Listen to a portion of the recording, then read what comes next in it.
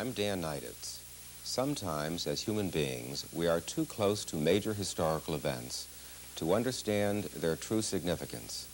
An event as inconceivable and overwhelming as the Nazi Holocaust in Europe will take decades, perhaps centuries, before it can be completely understood and placed in the context of human history. To aid us, in the 20th century, to begin to comprehend what has happened, we must find the most effective way to reach the living witnesses. The personal recollections that you are about to hear are from survivors of the Holocaust, men and women who live among us here in Connecticut. They have come forward to tell their story so that we and future generations may know.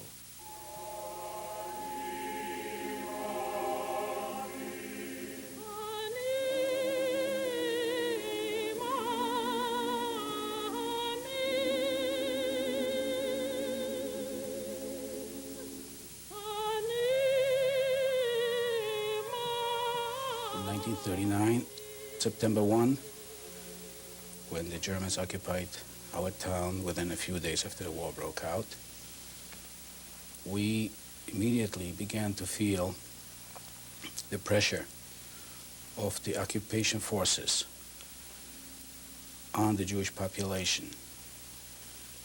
Shortly after the occupation by the Germans, the Jewish high holidays came about, and we were not allowed to go to the synagogue, we were not allowed to pray, we were not allowed to gather more than 3 people at first. The synagogues were destroyed, Torahs were burned, prayer books were burned.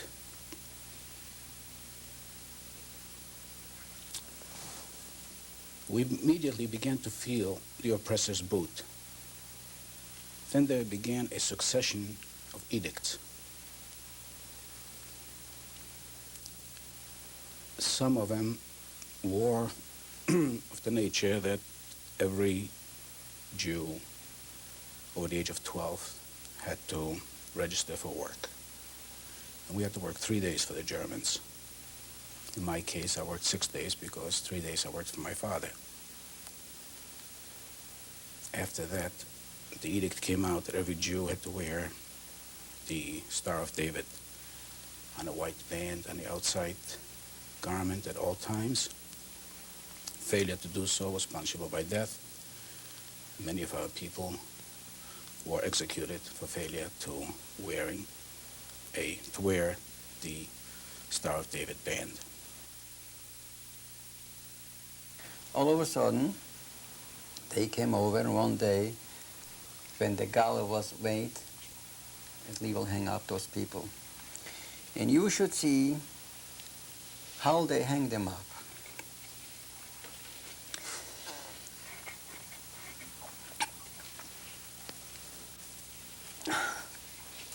They took the hands and tied the hands up in the back. They ripped off your shirts, you know. In the hair, they splashed the hair that they look, when they came over there, they looked like really bandits, every one of them. But anyway, the first one was the rabbi to go up. And when he started to go up, was over there a lieutenant from our city, and he begged him, please, let my child go. Hang me up, let my child go. And he took the gun. He started to hit him over the head as the blood started to run already. Well, he's hurt. There is nothing to do. They brought them all up. And they select 10 Jews. One was even my best friend. He is now in Israel. And everybody have to hang up one by one. My best friend hanged up my brother, my nephew. But anyway, if they would ask me to do it, I have to do it too. Everybody got to do it. Otherwise, they would hang up him. My father was deported in 1942. We had been for years, I don't know how long, we had been running and hiding, going back and forth between Brussels and Antwerp and other places in Belgium. But what would happen, there would always be somebody left behind. And so I suppose they never quite managed to get everybody safe in one place. So I think the way my mother told me that at one point, while we were someplace in a small town hiding in Belgium, my father was very worried about his sisters, who was still in Brussels. And so he went back to try to find them and help them. And he spent more time than he thought he would, so my mother was very worried, so we came back to Brussels. So for a while we were all living in Brussels. My father's younger brother, Manny, was the first one taken. And my father was in contact with people who thought that if he got them a certain sum of money, that he might be able to help them. And one day, my father went and met somebody who told him that he could get his brother out if he had certain papers and could bribe people. So he was told to come back at 1 o'clock to be at a certain place with a certain sum of money. And I was going to go with him, and I was all dressed up. I don't really remember that, but I sort of remember it. I was 3 and a half. And my mother decided at the last minute I shouldn't go. One of these classic stories. My father went to this place, and when he got there, the Gestapo came and arrested him. He'd been set up, and we never saw him again.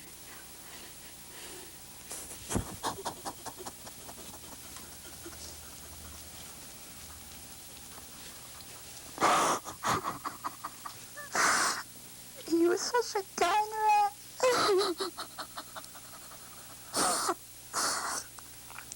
I don't remember him very well. But my mother, somebody came home and told my mother about it, and she just took me, and we left the apartment immediately. And we hid. We lived about 6 months together, various places, in hiding. We had been living at an address because her brother was living. My mother was very close to her brother, her older brother, who was married and had 2 kids. And she had lived in the street because he was there. But he got arrested too and deported because a neighbor turned him in.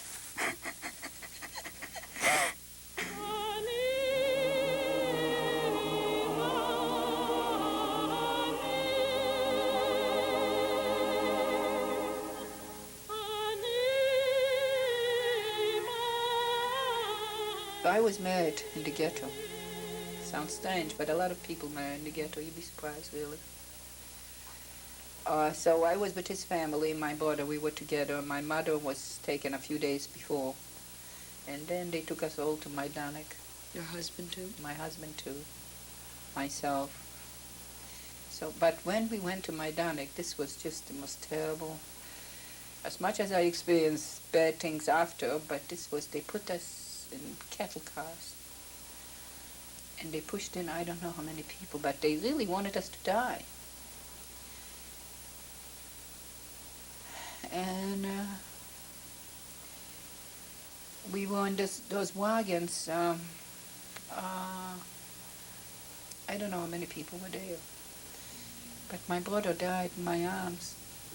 My younger brother was...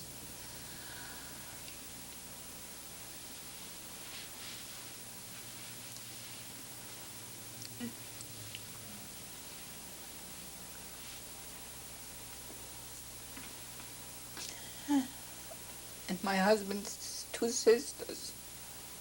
There was not enough oxygen for all those people, and they kept us in those wagons for days. They wanted us to die in the wagons. You know, the cattle cars with very little windows. How old was your brother? maybe 13. He wasn't even by my side. So, you know, when my brother died in my arms, I said to myself, I'm gonna live. I must be the only one survivor from my family. I'm gonna live. I made up my mind that I'm gonna defy Hitler. I'm not gonna give in because he wants me to die. I'm gonna live. I'm gonna just be very, very strong.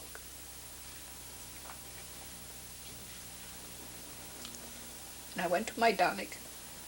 And this is the interesting story, because when I came to Majdanek, and they put me in a block with 500 other women. Somebody told me my mother's there. My mother was taken a few days before, as I told you. So I went to see her, and, you know, my mother was there. So it's like I lost her twice, really. But she was very, very lost. She was lost. She was very passive, she was very lost.